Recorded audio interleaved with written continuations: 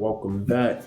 All right, so we were talking about how do you approach appraising a unique or non-traditional property, such as something that's a historic home or something with a property with unconventional features. Yeah, so like I said, for something like that, what I would probably do, well, if it's unconventional, then you got to go and find other properties like it, although they may be in other areas. Typically, you'd want to start your search within a mile. Then obviously you expand it 3 miles, 5 miles, 10 miles, 20 miles, etc. Some of the more unique and unconventional properties, you got to go a little further to try to find that comparable for it, to try to estimate that value. But more importantly, what you got to do is you got to break it up in pieces. So I would look to value the land by itself. If it was land, value that. Look at the highest and best use from that space. I would then break down some of the features. Maybe it has antique windows or some sort of antique walls or something there. I'll kind of break down the value of those things individually, then bring them all together. Yeah, I mean, when it's unorthodox like that, there's really no clean cookie cutter answer to do it. But I would say how I would break it down would be just into small pieces and just be diligent and build that value. Because again, when I put on the paper and say what it's worth, I have to be able to stand in front of a judge in a court of law to support that value. If I just pull a number out of nowhere, now my license is on the hook. So I didn't know that. I didn't know you had to stand. You could stand in front of a judge. Yeah, you're writing a financial report.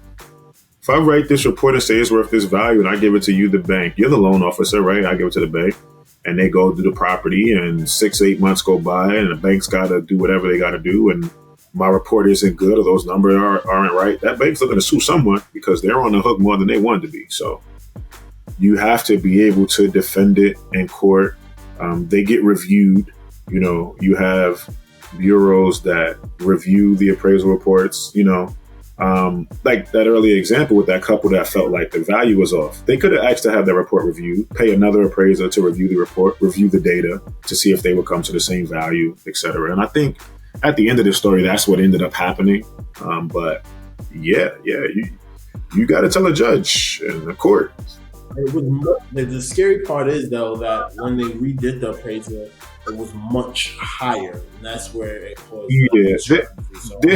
They look into what you said, like get the report. I didn't do anything else. I just saw it and I was like, yo, I gotta ask. Yeah, that's a pretty huge difference. I mean, somebody's got to answer to a difference there. I'm sure there was something that wasn't taken into account.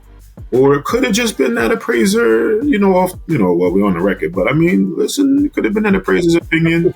He felt like that was the value based off what he saw. Color could have had something to do with it. Unfortunately, the values aren't the same when you start to look across neighborhoods. They should be. But unfortunately, even from a bank perspective, you're looking at an area that's considered LMI, low to moderate income, right? Unfortunately, depending on the area, a lot of the people that are in some of those areas are unfortunately African American and people of color in some spaces. And so they'll say the area due to the income is low in value.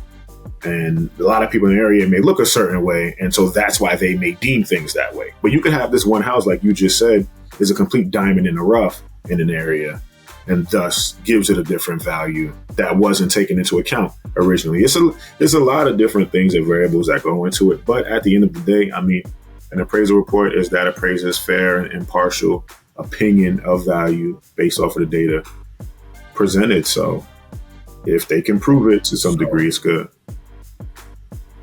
In your opinion, what are the key factors that determine the value of a property in today's real estate market? I know you did say the kitchen and the bath. Are there anything else that you would like to? Well, those are the interiors. I would say to pull it back, if you just want to go with 5 key things, you got obviously location. Location is everything, right? That's number one. That was 5 right there. Yeah, exactly. Location is one. Secondly is your square footage in comparison to the lot, which would be the third one, obviously your lot size. Then I would want to look at the age of the property, because that does play a big part in what the value could be or would be, and in its current condition, how that is in relation to the age. And then if we're talking about residential, because that's another thing, residential commercial evaluations are completely different.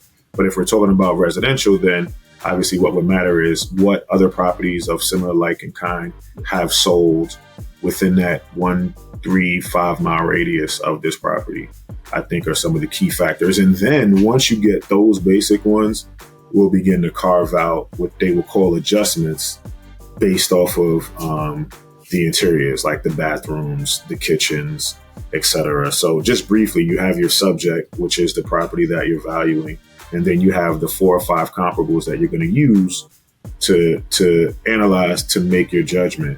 If you have some cases where, let's say the subject has a nice bathroom and the comparable that you're using to compare to it does not have a nice bathroom, you would add an adjustment to the comparable to give it as if it had the same type of bathroom as your subject, to be able to increase the value of it, to make it more favorable or more comparable to the subject that you're using, because you want your comparisons.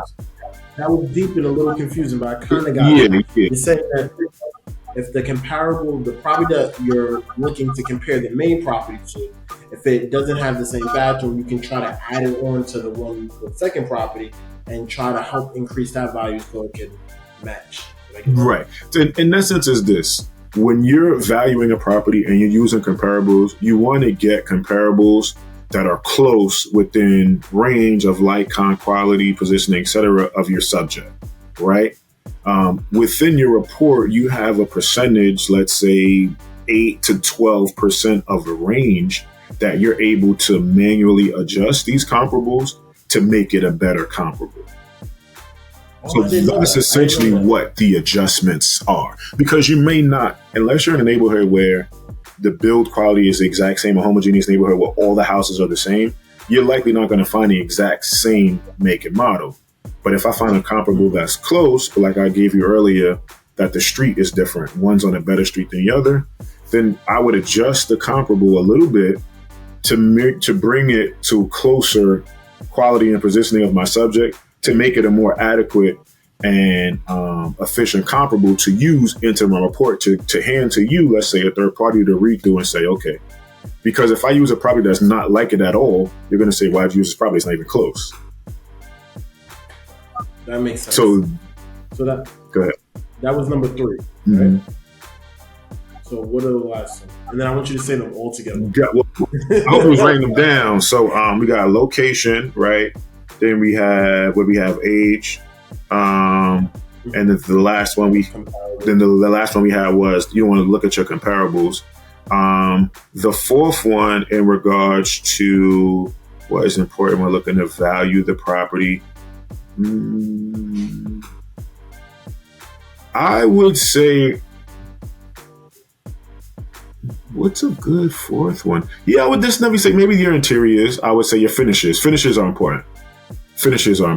Yeah. You could have a brand newly done kitchen, but use the cheapest quality materials. You didn't add any value. You just got a newly done kitchen, but you didn't add value with your newly done kitchen. So I think that's a big one. Really, really looking at those things.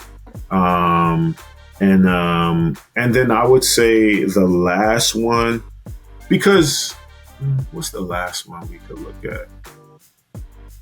I would say maybe the price or the purchase price, but that really doesn't matter, because you could be in the contract, or you could be saying you want to purchase the price at a house at $300. If I say it's only worth $260, it's only worth $260. I don't care what you're purchasing it at. So that doesn't really dictate the value of what it is. And then just to round it out, so we had your location of the property, then we had the age, then we had your comparables. Then the next one we have is identifying and understanding your finishes on the interior. And then the absolute last one was, so it's my thought, what was the last one we went through? You said, I would say price. Oh yeah, right. I would say understanding the price, or maybe understanding the market, but no, it really doesn't. From a consumer perspective, to be honest, unless you're talking about investors who are doing the work to drive the value, from a consumer perspective, it really isn't anything a consumer can do. There's not. So, but I'm thinking more like from a consumer and investor, the consumer who's doing a refi, what things they can do to boost it Okay. up, or even real estate investor who has a single family house. He's like, what are 5 things I could do to try to increase Perfect. my So then, investment got you. So I understand that. So then, in that case, for the last thing, for the fifth thing, I would say your value adds. What can you do, or what have you added that can drive that value? Did you do a floor? Have you painted? Have you changed some of your mechanicals, or can you change some of the mechanicals? If I'm talking to an investor, I'm gonna say, okay, if you have to spend $5,000 to do it this way, how much more value will it add? So if you spend $5,000 and it'll add a value of $6,000, may not be that worthwhile. But if you add $5,000 and it would increase your overall value to $15,000, now you're talking. These are some things that you can do to drive that value. Same thing with the owner occupant. Go ahead. You about to say something? Yeah, I was about to ask you. No, I'm No, about go for to. it. So give me. No, I'm liking these 5. So give me 5 things that you think would add more value in a house. So if I'm spending $5,000 to do my kitchen or my bathroom, how much of value would that Got you. add? What are the things- Got you. I think, in my opinion, with the kitchen, I would say spend more on the countertop than on the cabinets because you could paint cabinets or change the covers. Um, Also, spend a little bit extra and go with the higher end finishes, your faucets, your appliances, because you can freshly paint some solid wood cabinets, put new granite countertop on top of that, spend money on higher end appliances, and you've changed the overall value of the kitchen without really not doing much. So I think those are some things. Same thing with the bathroom. That's really where you at. Your kitchens, your bathrooms, and then your curb appeal. Too many times I see these investors do all of this stuff on the inside of the house, especially in New York, but they don't do nothing on the outside. Like Very true. And especially from investors, like, oh, once the inside is nice, who cares a about lot the of people care about yeah. Like Um, what about the floors? Do you think it's worth redoing the floor? if the floor needs to be redone, the thing is this, and I read this in the book, Long Distance Real Estate Investing, David Green, got that from my network. Shout out to my guy Xavier. If it needs to be redone already, redo it and put in the best quality that you can afford that's as close to the budget. If it needs to be redone.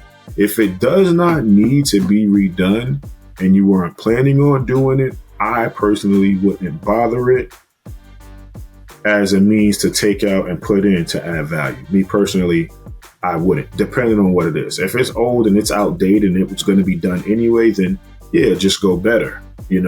Whatever you were going to put in, try to put in the best. If you're going to change the countertops, try to get good countertop. Doesn't necessarily mean go over your budget, but if your budget was $5,000 and for $5,000 you can get maybe a $6,000 or $7,000 worth countertop, great.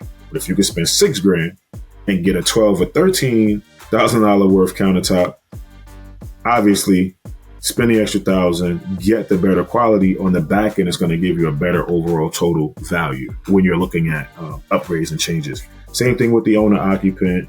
Same thing with the investor, or the flipper. Same thing. Kitchens and bathrooms sell houses. We all know that, and they drive value. So you weigh your options and look to see how much extra is going to bring in before you commit to doing it.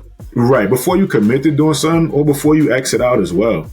So before you say, no, I'm not spending $6,000 on the kitchen, my budget is $5,000.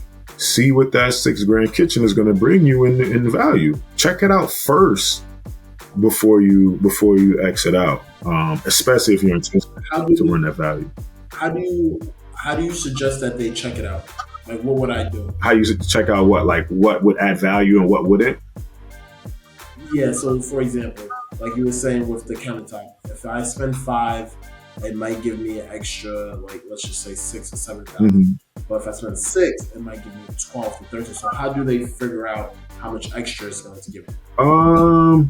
I would say from a consumer perspective, I mean, the best thing you can do is you can just comb all of the real estate websites and look at properties that were just sold. Every site that exists, you can go to recently sold. You can pull in a zip code.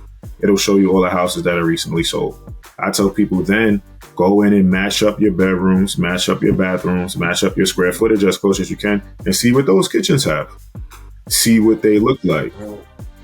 See what it would be. But to answer your question, how would the people know? I mean, you can. That's really good. You pretty much told them like you can do your own content. Yes, you can do. Let me tell you something. Look. Listen, let's say unfiltered, right? This is unfiltered, right? Look, you could run your own comps. You're using the same website I'm using. I'm using Zillow, Trulia, local MLSs. You could do the same thing. For me, when we're looking at a property like right now, me and my wife are looking at acquiring a property. And when I look at the flip or renovation grade of what we're going to do, I'm going to go pull comps that sold, find a similar house, because that's the same thing the appraiser going to do. Same thing he's going to look at. Let me find a similar house. Give me that bathroom. Give me that kitchen. I want these tiles. I want this. I want that. Because you could also at the same time look at houses that have sold not so close to the top value and see what's in those. Right there is where you'll get your basis. And then, I know the next thing is, well, how will people know, normal consumer? You can screenshot on your phone. You can go on Pinterest, upload that screenshot. Pinterest is going to pull all the individual items. Hey, this is these cabinets. This is this countertop. This is this color paint. Pinterest will pull all of that together for you and boom, and tell you what it is, right? Then you can go to your local. Oh, you dropped a bomb on. That's what I'm talking about. I hope you guys are listening because he dropped. I got to make sure this is a YouTube. Yeah. That was for me. It's all right there. I mean, that's how I do with anything, and then I figure it out that way. One more gem I got you. Like when you're going shopping, check out the clearance area of some of these places. Mm-hmm. Floor & Decor, your Depot, your low, anywhere you go, see what's on clearance. A lot of the time, you'll have some of these one-off high-quality items sitting there chilling on clearance. Hey, let me buy this. This will give me a greater overall value on the back end.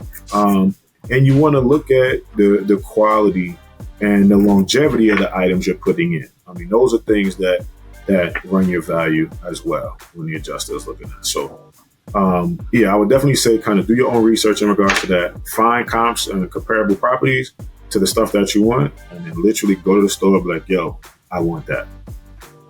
That's it. How do you stay objective and unbiased when appraising a property? Am I echoing? I had like a little static. Do you hear that? Maybe it was buzzing. No, I don't hear anything. No, you good on my end. Okay. So how do you stay objective and unbiased when appraising a property, especially if you have a personal connection or preconceived realtors about the area? Look, let me tell you something. First and foremost, as a licensed appraiser for the state of New Jersey, I do not have any personal connection or preconceived feelings about any property I value or look to value. My opinion of value is completely impartial. Ooh. So how do you do it though? Because I'm sorry, I was saying preconceived notions about the area or the property. Like you're like, oh wow, this area is really nice. It's $1 million area. Like, how do you make sure? I find the data to support it. A lot of times we have our own opinions of what it should be. Like I look at this is a beautiful neighborhood. All right, let me go find the data to support it then. So for me, and that's the joyous part. I mean, my degree is in review of contracts and acquisition statements. So I enjoy looking through the data. Let me find where I can support it. Let me go find a couple of $1 million properties so I can say, hey, this is what it's worth. So that's how I do it. For me, it's all about the real estate. It's not about the people. It's not about the people buying it. It's all about the real estate. That's it. I like that. You said something that I think was very underrated. You were like, even if you like the area and stuff like that, the biggest thing to you is finding the actual data to support. Absolutely. Yeah. And that's something that you've been repeating throughout the podcast. Find the data, find the data, find the data, find the data. You're looking at a location, find the data that supports what you're doing. Absolutely. Find the data, find the comps, find the Absolutely. location. So you're very consistent with what you're saying, that it's all about the data. It's not about what you feel, it's not about what you think. Where is the proof? That's correct. And remember, let's be clear, that is the correct way to do things. Now, unfortunately, as what you said, you have a lot of appraisers that go in with preconceived notions and that's just what they on. And, they don't care. They'll put their name behind it. For me, it's all about the data. The data needs to support. It needs to triangulate, right? I need to see it. Can I see the triangle? Ooh, right. it needs to triangulate. I have to be able to locate this data in multiple sources to be able to support it before I'm gonna put my name on something and say, hey, I can confirm that this is what is. I feel confident saying this is what is. I need the data to support to see that, or else I ain't doing it. So it's a level of integrity that you hold yourself. You hold yourself to a higher standard than some appraisers do, or some people in general. Right. Like, even especially in this real estate, we're gonna be honest, real estate unfiltered. A lot of people are full of crap. Oh yeah. And a lot of people 100%. Don't have that level of consistency or integrity. And that's one of the reasons why I wanted to bring you on to the show, because I feel like more people need to know about your brand, 26. Yeah, man. My opportunities. Because you hold yourself to a higher level. So, yeah, and I appreciate that. Give me some flowers while you're alive. I really do appreciate that. It means a lot, especially coming from you. You've been very supportive of everything I've done for the time we've known each other. But yeah, I kind of just stand on that. Like right now, I'm advising someone that's looking at a property. This is almost $1 million property, and he just wants to buy it because he just wants to buy it. And I'm looking for the data to support it. When I do my market research, my market's like, nah, it's not worth that. And he's well, why isn't it? And I'm like, it's not there. I mean, I could tell you whatever you want. Emotionally, if you into it, go for it. But when it comes to the value part, which is simply where I stand, let's not say I didn't tell you so. That's it. That's it. So can you discuss any recent changes or trends in the real estate market that might have impacted your appraisal process or business? I would say the only change that it would affect the appraisal business and process would be obviously post-pandemic and now with technology. A lot of stuff, like you said earlier, you're getting appraisers that don't know localized markets that are giving values from across the country, just chasing the work. And so because of that, I think the quality of the reporting has changed a bit, and also what these banks are willing to pay for true valuable data and information on reports. The banks are looking for the person that'll do it the cheapest, meaning write the report, because they're looking at their cost too, which please put a pin in that, but because I want to add to that. But they're getting people that don't know the markets, don't know the areas. They're using blanket kind of preconceived notions and spitting these values out, and these people are getting stuck with them. So I've definitely seen that change. And what that's led to is a lot of reappraising, a lot of revaluations, a lot of situations like the couple where they want a second opinion. We need somebody else to take a look at it, because it's hard to rely on the reporting that you're getting from people that are not localized to the market, and people that are just giving values from on their end. They're just looking at it as work, or they're looking at it as a job, not understanding that, the value you set, you're really changing the path of a lot of people's lives, whether they purchase, whether they don't, how long they're going to be paying the bank. So I've definitely seen that change. I'll be, and then when it comes to the cost portion, it's interesting. The bank is looking for the cheapest person to do that, when people don't understand the buyer is paying for that. That is within your closing costs. You're paying for that. Very true. It's before the closing costs, because we get their credit card and like, hey, we're ordering an appraisal. We need a card. Oh wow! And then it's even happened that they'll do the appraisal, and if the card bounces, they won't give us the report. They'll be like, yo, we can't release this. Yep. When I was processing and I started my appraisal process, that's what I worked in, making sure that clients were getting, paying them. So I think that's been the biggest change, especially on the real estate, on the residential side. And then also what you're seeing, I feel like we went through a point where you had a lot of inflated reporting because, people wanted to drive the market and these realtors want all the value, but then now you kind of falsely inflated your overall market. Now you got it stabilizing, and now you got reports out that a year ago, property was worth 50 grand more than a report today would say it was worth. A true appraiser would have known at that time that you were valuing it in an inflated market, and that pricing would not be substantial a year later. Within these reports, it'll say that, hey, this is opinion of value good for the next 60 days, 90 days, 6 months. But when the market shifts or something shifts, there has to be proper adjusting accounted for that to make sure you're giving the truest and correct value. I like that. You said something that I almost missed. You said that because it was getting pushed up, an appraisal would have already known that, hey, the market is already trending higher. So these numbers that I'm seeing, these comparables might not be accurate. Correct. So you need an appraiser that knows the local market, or at least knows the market is going. When you get an appraisers from out of states, there's too many states. If I'm in California, New York market might be a little different, much different.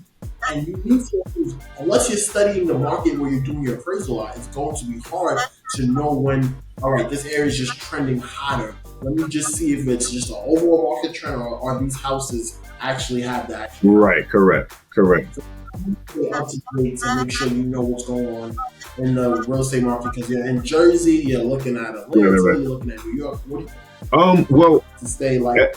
I mean, everything I consume is real estate based, so I stay up on a lot of that. I kind of focus on the markets that I'm big in: New York, New Jersey, Georgia. Obviously, I focus on the markets that I'm in, and then I rely on my network. Obviously, I have you here in New York. We have our other colleagues that are in some of those areas, and so I rely on them. And then, technology, man, the internet, computers are great. The good thing about the internet and the information age is, from where I am, from the lab here, I'm able to tap into any local market I want just with a simple website. I'm able to pull it up. Now, what you could do, go a step further, depending on the size of your report, you could reach out to some local realtors in the area and just have some conversations to kind of see what's going on in that space. But you want to deal with an appraiser. Like my specialized market that I know, I'm in North New Jersey. That's the specialized market that I know when it comes to evaluations, and I'd feel confident writing a report and signing off on it.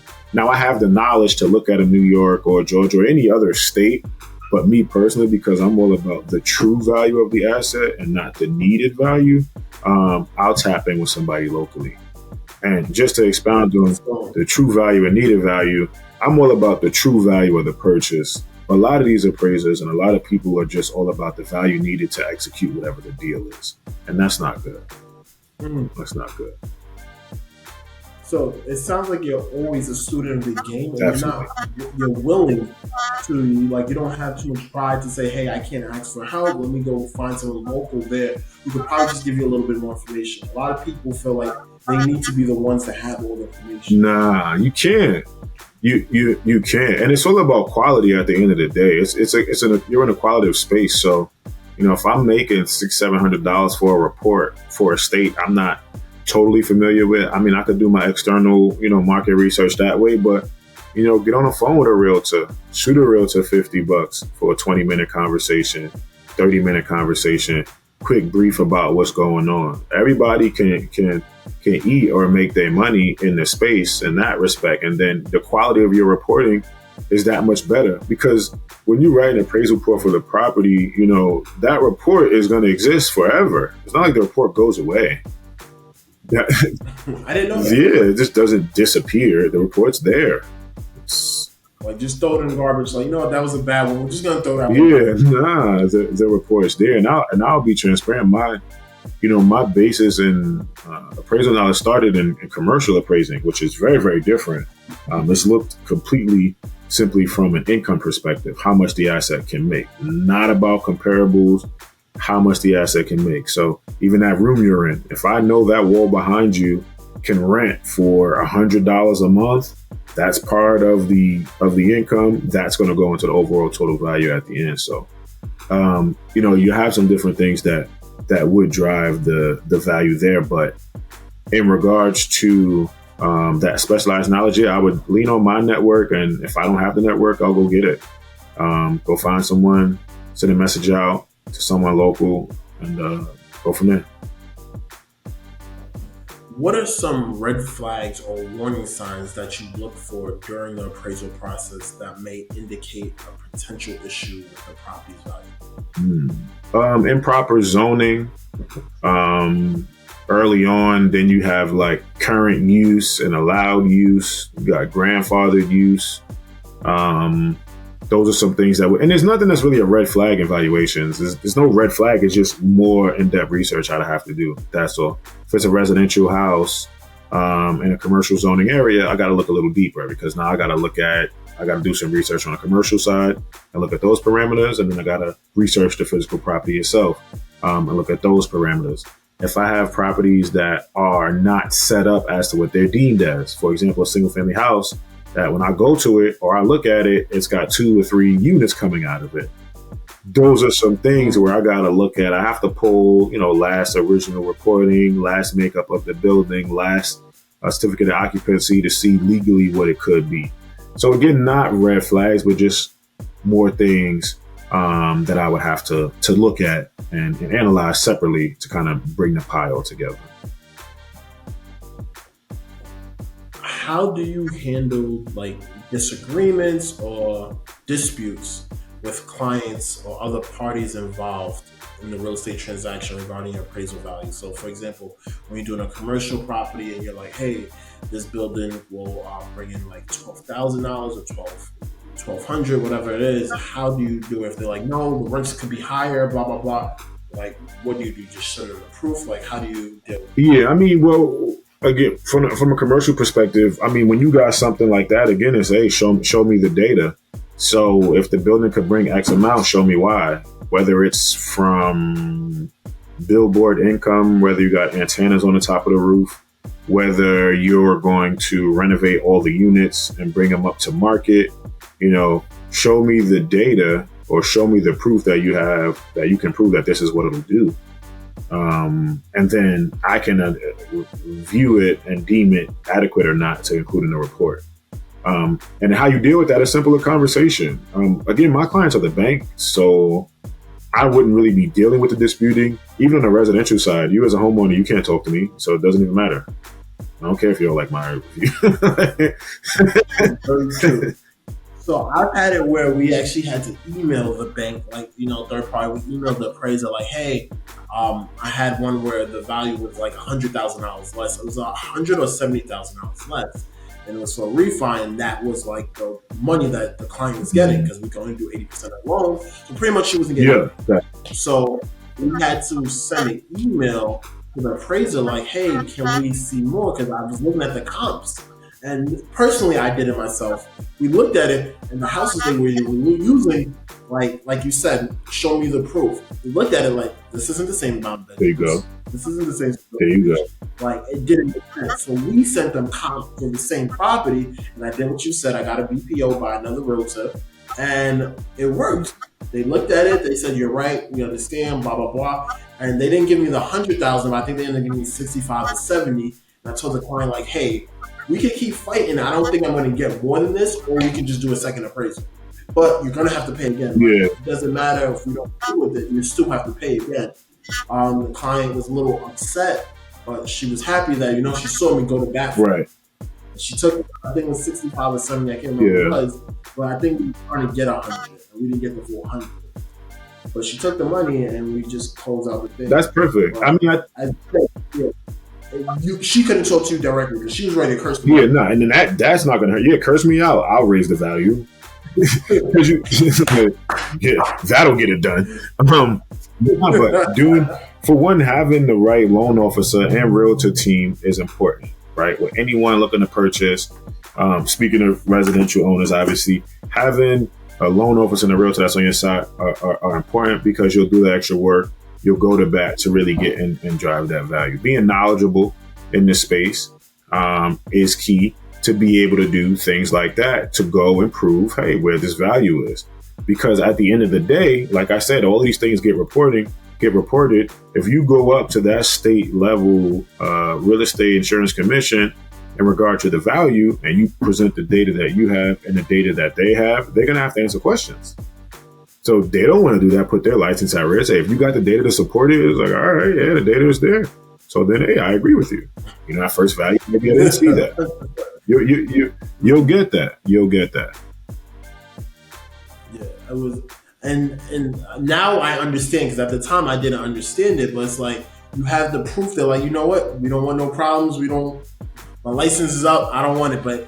Then I didn't understand it. I was like, I thought it would have been more back and forth, like, no, blah, blah, blah, but it wasn't. At first they said, show me the proof, show me why it should be up. It took me like a couple of days because we had to get the BPO and stuff like that. But once we got it, it was like, all right, we can't give you that much, but we do agree with giving you There you 70,000. go.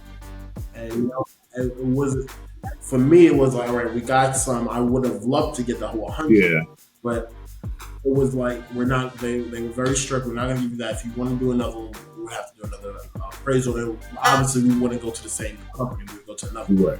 But at that point, we were like spending another. Yeah, but that's what I was getting ready to say. Like, who wants to spend the money on all that? It's not a little bit of money. Exactly. That, and then two, her rate was already locked. So now we're pushing back the process. So it's like, do you want to risk your rate rising Right. to get 30,000? Don't get me wrong. I'm not saying like $30,000 isn't a lot of money, but you got to pick your battles. Absolutely. You hit it right in the head. You have to pick your battles. You have to. I didn't think it was worth it for the time because she was on the time constraint herself. She needed that money to invest in another property. So rate rising, and you're already in contract to close on another property that you need this money to close on. You got to pay. Yeah. That makes sense. That makes sense. Now, are there any emerging technology or tools that you think will be coming out, or like is coming out, that will enhance your appraisal process? Like, do you think like using AI will help you? Like, what do you think? That's interesting. I mean, I hear people talking about how AI. I think AI will be able to help you maybe go and pull comps. I think that'll be great. You may be able to tell AI, hey, go find, these properties, this square footage, this whatever. But I think it's still going to be a level of a person needing to look at it because you got independent judgments there that matter and independent reasoning that matters that needs to be there. So I think that will change it. In regards to technology, though, there's a lot of technologies coming out where it puts, similar to like insurance, where it puts the homeowner or it puts the owner in a position to be more involved. So like with inspections, right now I'm doing a stint in property insurance, where I'm a property insurance adjuster. I do everything virtually. And so with appraising, like you have technology where, say you're getting an appraisal for your home, I'd send you a link. You're going to video and show me your house. And I'm home. And you're going to show me everything. And so that would matter because you'll be able to go and show me the granite countertops. And you'll be able to show me the antique this or the antique that. So do you think I could show you that and then show you the receipt of how much I paid for it? Like, so when you're like, yeah, that fridge don't look like it's a higher than you see the price. No. Well, I mean, you could do that, but what did we say earlier? Just because what you paid is not necessarily what something is worth. It's two different things. It's two different things. So what you pay matters, but I'm only going to give you, what it's worth. So now if you want to prove that it's granite, you can show me a granite receipt, but I'm going to give you what granite is worth. What if you show me you paid 12 grand, but it's worth 6? What are we going to do there? So, but yeah, I think with technology, it's exciting. I am curious as to how AI and technology will change and shift the real estate business. You hear a lot of these industries where people are like, AI is taking over and it's taking away jobs and, it's going to take over everything. People say healthcare is safe. And then you think about real estate. Like I was listening to something too. I mean, ain't no robot building no house. That's not going to happen. So you'll need contractors. You'll need that. You'll need construction. I don't think any robot or computer is going to give you true value of a house. I don't think, because it's not like, you would still need a human element. It's not like the robot can go take pictures. You know what I mean? We're not there. They're not there yet, to a degree, though, because it's the same as like these websites we have, like Zillow. They run your address to get your price. They just give you that price based off of other houses within an area, the same square footage, bedrooms, whatever, what they've sold for, what they think it'll sell for. That's just a formula. Just a formula. And the crazy part about Zillow is like, a lot of people are like, a lot of people don't know the CEO of Zillow actually still hired a realtor to sell his property. Yeah, that makes sense. That makes sense. Even though Zillow was having that thing where you could list it with them and all that stuff, he was like, no, my property, I'm hiring a realtor for it. And I thought that was pretty fun. Yeah, it's special. That's interesting. It's this specialized knowledge that you're only going to get from a person, because persons have feelings, and and you need feelings to act on emotion. Sometimes you need. That's one of the things I repeat a lot of times when people are like, hey, Malcom, like, why do you do videos and stuff like that? And I'm like, I don't care how many big online banks there are and stuff like that. Nothing replaces a personal touch. Absolutely. We are people, and I feel like as more technology advances, we lose that human touch, and people actually crave it. Yeah. That's why social media and stuff is so addictive, because you're seeing someone. Like, we miss that, actually getting phone calls. I'm gonna be telling my age here, but you remember when you go outside, you like where your friends at, you ride your bike, and you would see that house where all the bikes at, and then you would be like, "Hey, let me go hang out with them." Yeah. But we need that. We have where I think we just, as a mammals, as a species, we like being around other people. As much as we might not want to be around them all the time, but it's something in us that wants us to deal with other people. So Agree. Totally agree. that's why I'm so big on building a personal brand and building that connection, because it makes you stand out in today's technology, in this world of everything online or AI and stuff like that. And it'll be harder to replace someone when people have that emotional connection. Absolutely. Yeah. I mean, they're going to try. We don't know how well it'll be, but, I think they'll definitely try. I mean, I like it. AI is cool. It's going to help me finish my degree, so I don't mind. It's good for you. Can you share any success stories or examples where you had an appraisal done and you could see, I know it's kind of hard because you probably don't deal with the clients fully, but it significantly impacted a real estate transaction? Or even maybe one that it wasn't like a full commercial deal. Maybe you was helping a family member. I was going to say, I have one. I have a friend now, as I advised, he's looking to purchase a property. And it was when he was in contract with, brand new build, looking to get it. Beautiful purchase, beautiful property, but just not in the right area, right neighborhood. He was in the right space of looking at wanting to get it early to be able to drive that value. And to have the value long term. But for right now, looking at the market right now, for what he wanted to use it for, wasn't necessarily the best purchase value wise compared to his long term ownership goals. And he was paying over market for it. So you said $1,000. Yeah, about a little under 800, for a 2-unit. But and his intention, with his initial purchase now, his intention was to purchase it and then rent the whole thing out. But after looking at the market, doing some more localized market area research, tapping into a localized network, right? Call my colleague that I have in the area to kind of give me a rundown on both sides, whether short term or long term. I was able to get that valuable data and then give it to him, and that didn't cost him anything. I was able to give him that valuable data, like, hey, listen, here's where you are value wise, for you to make this decision or not. And that's something that anybody can do outside of what a bank says, a realtor says. You can also go hire your own appraiser, your own valuation, and get your own report done. People have to be able to, we got to spend the money in the things that are for us long term. It's the wildest thing. It's like when we're going through a purchase of a property, I don't want to spend money on the inspection. I don't want to spend money on the appraisal. I don't want to spend the money. But you're locking up for 30 years.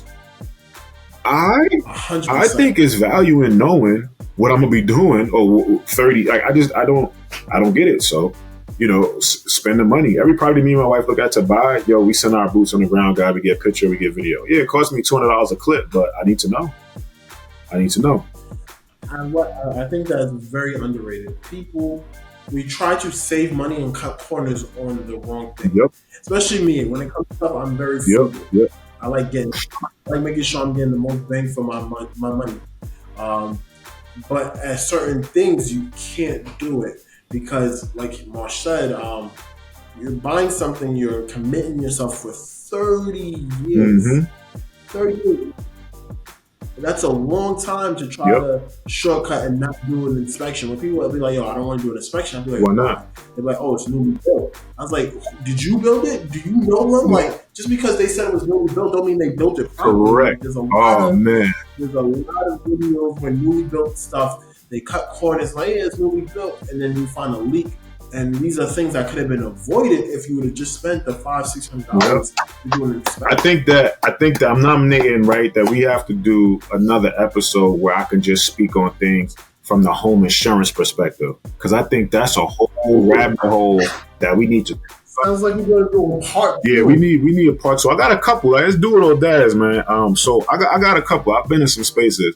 I think the home insurance one though is super key, and it ties into what you just were speaking about those inspections and about people buying these properties. Oh, it was newly done.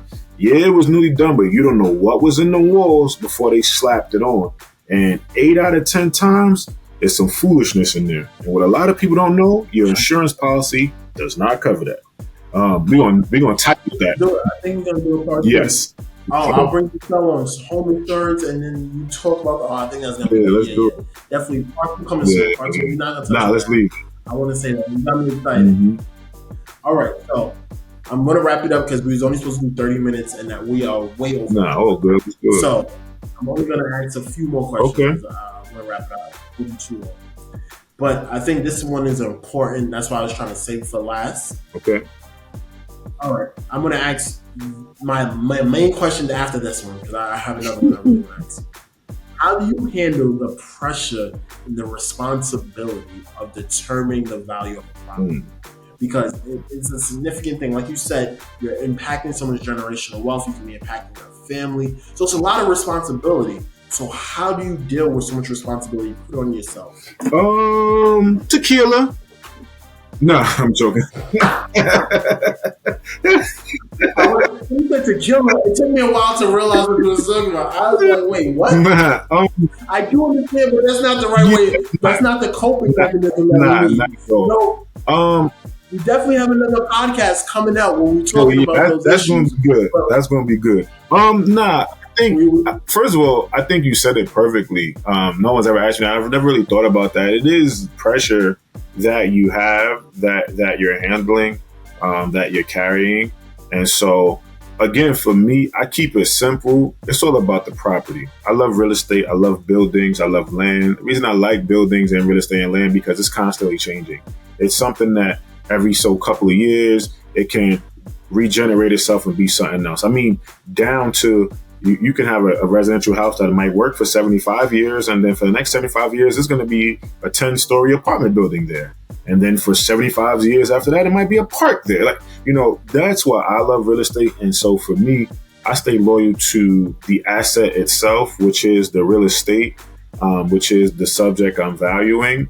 And I try not to carry the pressure of the parties impacted on the other side, whether positive or negative, because just to throw a monkey wrench in, doing commercial appraising, I had a lot of cases where I was valuing buildings where I did not see the value there at all for what they were attempting to do. I did not see the value there at all, or they're saying that they did more than they actually did.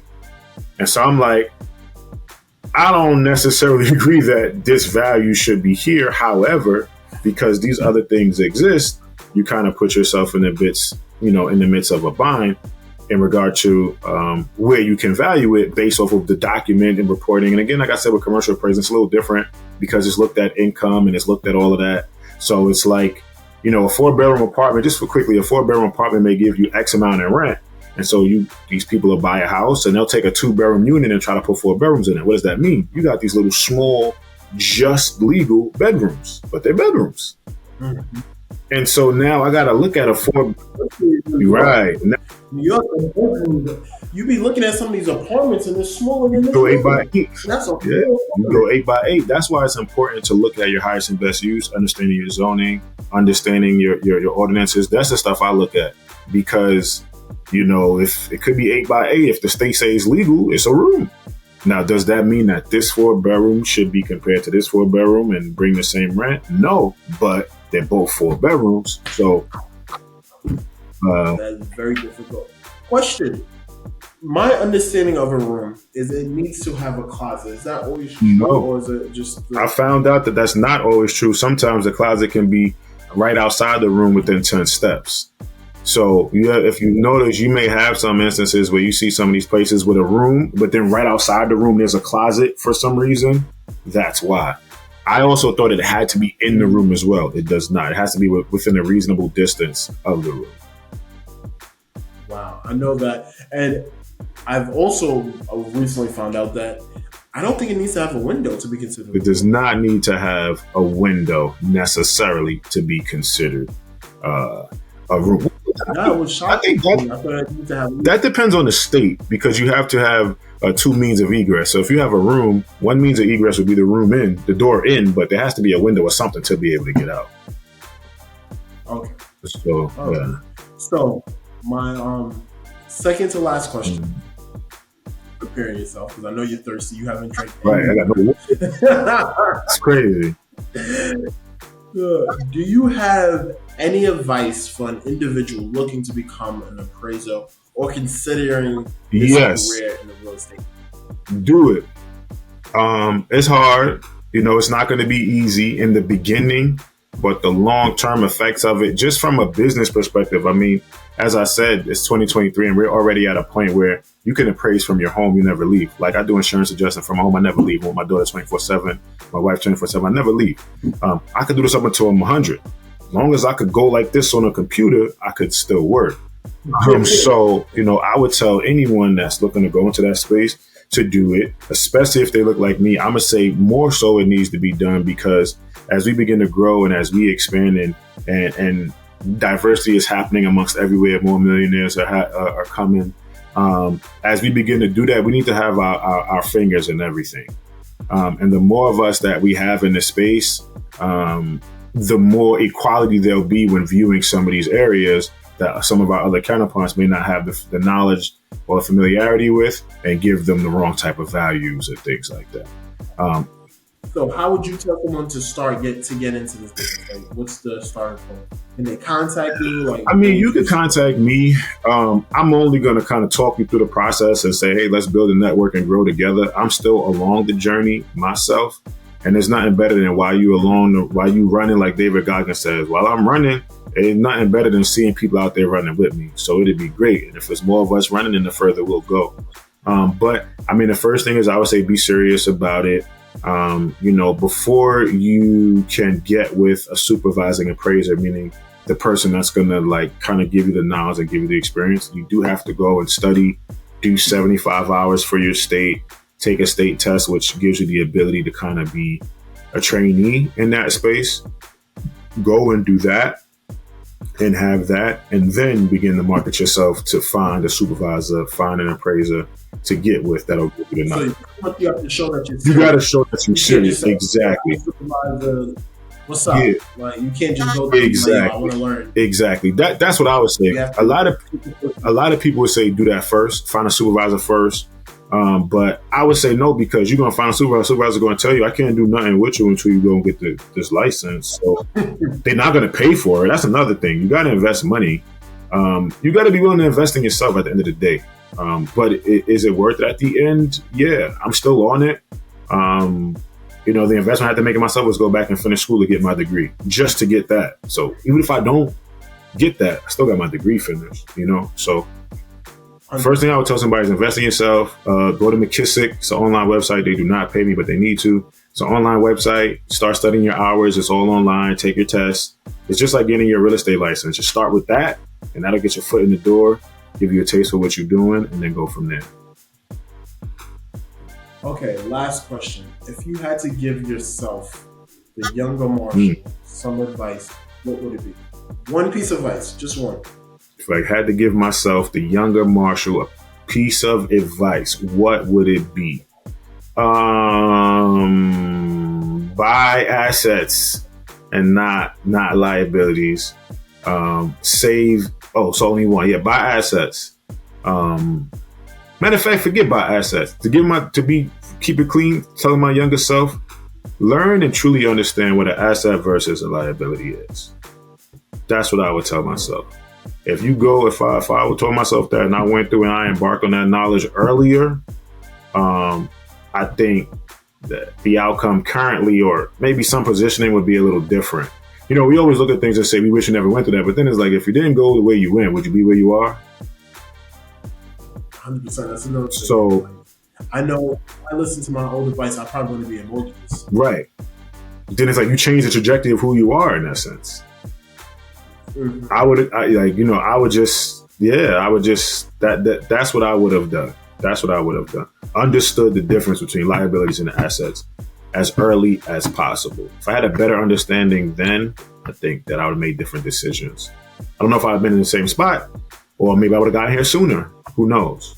But definitely don't. It's like one of those, like the Spider-Man multi-universe path. There's a path where Marshall did that earlier. You could be Spider-Man. That's an option. Marshall, thank you. Shout out your Instagram one more time. Yeah, I'm on Instagram. Do it all Daz DAZZ. I have another page. The $26 group was my company page. I'll be honest, I'm not really on them too often. Well, you're changing that. Yeah, now, right? You told me at the beginning of this interview. You said, "What did you say you were going to do? What did you say you were going to become?" Well, I said a content creator. I'm not going to be a content creator, right? But I will not create content. However, I will share the experiences and the knowledge that I have and the things that I go through, and I hope that people find it encouraging, inspiring, or insightful, and come along for the ride too. Continue to open opportunities.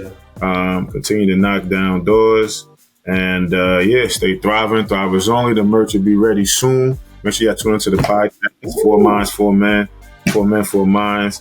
We're going to be giving you some really, really good, equitable perspectives on all things men and all things men. So definitely check that out. I'm really excited and to be a part of Real Estate Unfiltered. Thank you for allowing me to come on here. I do look forward for us to jump into a bunch of other things. And we speak on part 2 coming soon. Part 2, or not even part 2, is part 1 of something else, right? So it's a whole new chapter. You don't get to chapter 2 and say it's chapter 1, part 2. No, it's chapter 2. It's chapter 2. You feel me? So, yeah. Thank you. Trust the process. Unfiltered. We appreciate you guys. Thank you for tuning in, and look forward to seeing you guys. Or if you listen to this, we look forward to you hearing us. Yeah. Very soon. Absolutely. Next week, open up. Yep. Peace.